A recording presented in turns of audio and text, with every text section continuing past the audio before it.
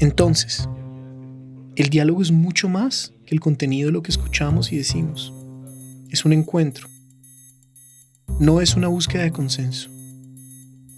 O es, tal vez, el consenso alrededor de la idea de que podemos sí sentir. No tenemos que ponernos de acuerdo. Pero acordemos que es en el diálogo donde el desacuerdo puede habitar. En el diálogo acontece algo que trasciende los dos puntos de vista. ¿Qué acontece? Aquí, el derribamiento de un monumento nos ha permitido abrir conversaciones alrededor de los ecos del pasado, de los usos que hacemos de él, de la configuración del espacio público y de las narrativas que se imponen y de aquellas que se ocultan. En fin, un diálogo alrededor de la ciudad que habitamos y de la que soñamos habitar. Que representan un país, que representan una historia.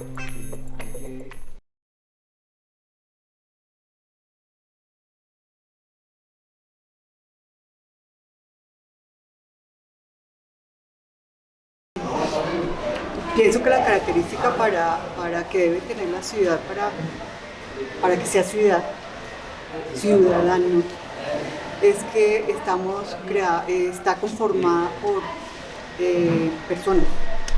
Y no todas las personas tenemos los mismos intereses, ni tenemos las mismas profesiones, ni tenemos las mismas necesidades, ni las mismas tristezas, ni las mismas alegrías. No todos provenimos de lo mismo, de nuestros antepasados o nuestros propios futuros. Pienso que la característica de la ciudad para que sea eso es que sea ciudad, es que efectivamente tenga en cuenta todo eso. Obviamente somos 10 millones de habitantes en Bogotá, o 8 millones, eso va a ser muy complicado. Por eso es muy importante que este tipo de actividades se compartan desde los diferentes espacios que cada uno como ser ciudadano comparte. Porque así yo identifico mis próximos, mis medios y mis lejanos.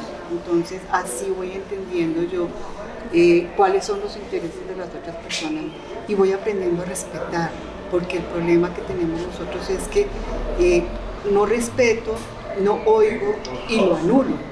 Entonces esa falta de empatía con el otro, cualquiera que sea, me está negando a mí como ser ciudadano a entender que soy parte de una ciudad. Pues no, creo que estoy completamente de acuerdo, pero incluso creo que es problemático porque el espacio público un poco muchas veces es como de todos y de nadie, ¿no? Y tiene esa cosa dinámica, esa cosa de que va cambiando con el tiempo. Entonces, por ejemplo, el Monumento a los Héroes, el primer día del paro fue una cosa y al final terminó siendo algo completamente diferente. E incluso cuando uno veía el monumento, por ejemplo, veía como un discurso iba encima de otro y encima de otro y encima de otro. Entonces, a veces es un poco complejo de pronto, porque, o sea, es que son muchas voces, ¿no? Y son muchas comunidades y son muchos movimientos sociales y son muchas personas que se sienten identificadas con una cosa, con otra, y para lo que uno se siente identificado, para el otro puede ser transgresivo. Entonces, muy de acuerdo con lo que dice María del Rosario, que el respeto y empezar a escucharnos es una parte importante, ¿no? Pero que surja no solamente, digamos, desde las personas, sino desde las instituciones, desde los académicos, sentarnos a hablar justamente sobre todo lo que implica, por ejemplo, el espacio público, todo lo que implica los monumentos, y en ese sentido, digamos, llevar una trazabilidad.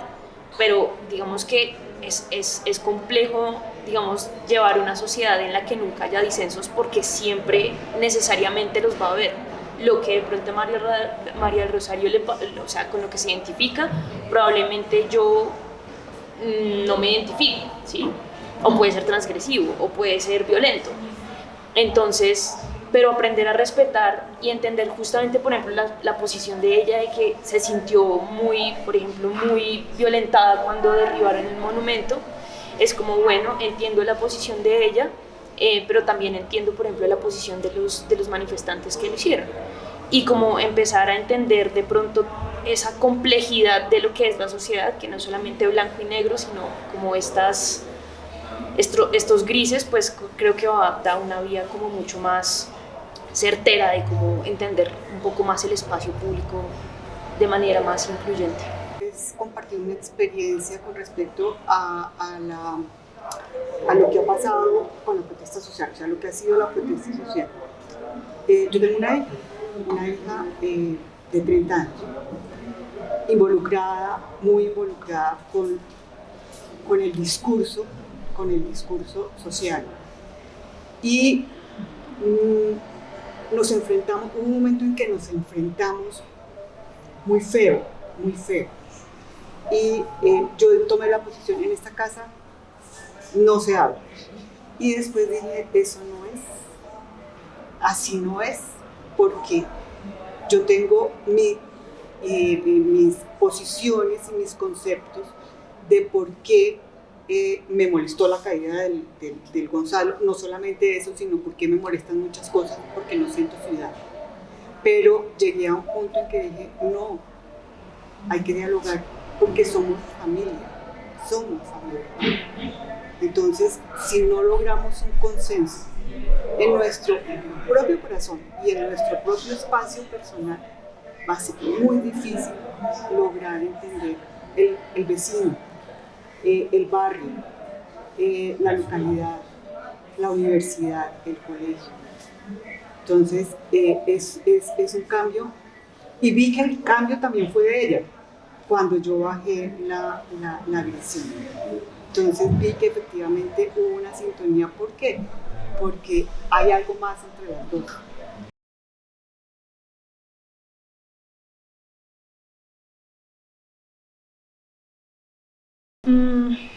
Pues digamos que, y esto ya es una mirada pues desde una investigación que he venido haciendo sobre los monumentos, y es que digamos que la historia se ha constituido desde unas visiones de pronto un poco conservadoras, ¿no?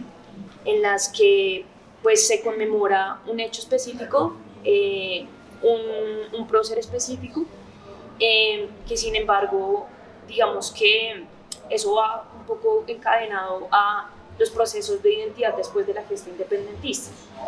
Entonces digamos que ese es el legado que hemos tenido desde siempre, que este prócer, estos eventos, esto pues es importante porque esto genera nación, genera identidad, genera lo que es Colombia hoy en día, pero digamos que no, al no tenerse, o bueno, no se ha tenido de pronto en cuenta esas otras formas de concebir de pronto la historia, la memoria colectiva, por ejemplo, de las comunidades indígenas, y considero que eso tiene que ver mucho más bien con la forma en que se entiende la historia actualmente, ¿sí? Que bueno, digamos que se ha ido replanteando un poco de cómo hacer historia, pero sí considero que de cierta manera la forma en que se ha visto la historia es, digamos que resaltando ciertos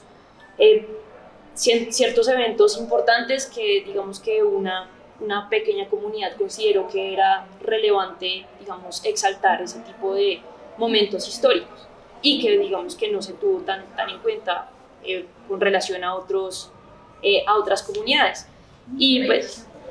Y pues bueno, eso nos lleva a justamente pues conmemorar lo que siempre se ha conmemorado, digamos que no teniendo en cuenta necesariamente los otros discursos que también hacen parte de la historia. Bueno, yo creo que, lo dije al comienzo, todos los hechos históricos son coyunturales. Ya pasaron en el momento, fueron en el momento, se tomaron las decisiones en su momento, y eso fue importante. Fue muy importante para ese momento. Asimismo, se establecen a lo largo de la educación secundaria o la educación primaria secundaria cómo se debe enseñar las cosas: historia, geografía, matemáticas, y eso obedece a unas políticas de gobiernos específicos, cómo se debe enseñar lo que sea. Así mismo, cuando llega a la educación superior, cómo se debe estudiar la historia, la sociología, la medicina, eso obedece a unas políticas de educación. Sin embargo, esas políticas no han tenido en cuenta lo que he oído que se llama el territorio. Entonces, pero no solamente el territorio, no han tenido en cuenta lo que tú eres y lo que yo soy. Yo me considero en este momento que soy una representación de las comunidades raizales, que soy de las comunidades romi, de españolas, porque tengo un bagaje que me han contado, familia tras la familia me ha dicho, no, es que su tatarabuela efectivamente así literal vino en un circo, era española y vino en un circo, y su esposo era húngaro y ella era de Sevilla. Por el otro lado, entonces tengo las comunidades que son raizales, eran por allá del Cauca y fueron mestizos y se juntaron. Entonces yo efectivamente obvié eso y las personas ahora obvian eso, pero entonces si hacemos memoria podemos recuperarla, asimismo entender lo que es la ciudad para conmemorarla.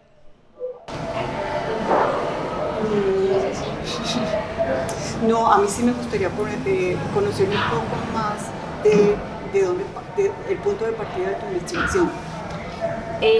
Yo me estoy enfocando en monumentos en espacio público en escenarios de protesta social, con el caso de estudio de Monumento a los Héroes.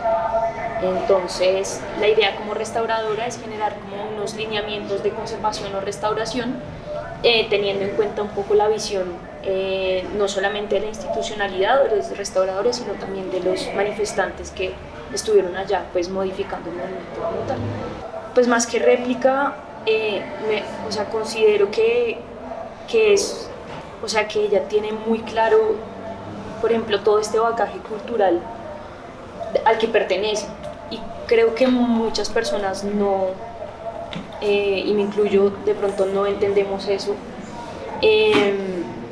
De pronto nos consideramos únicamente colombianos porque nacimos aquí en Bogotá o en Colombia o donde sea, y realmente entender esa memoria y recuperarla nos puede dar luces de cómo también entender el patrimonio, no simplemente desde Bogotá al centro, sino un poco entender también pues todas las conexiones que nos trajeron justamente hasta acá, y pues partir justamente de esa memoria, esa memoria histórica, esa memoria colectiva, pues creo que es como uno de los pilares fundamentales como para hacer patrimonio y para entender un poco más la territorialidad, la identidad, porque la identidad acá creo que es muy compleja, por indígenas, estamos atravesados por una cantidad de cosas, entonces eso.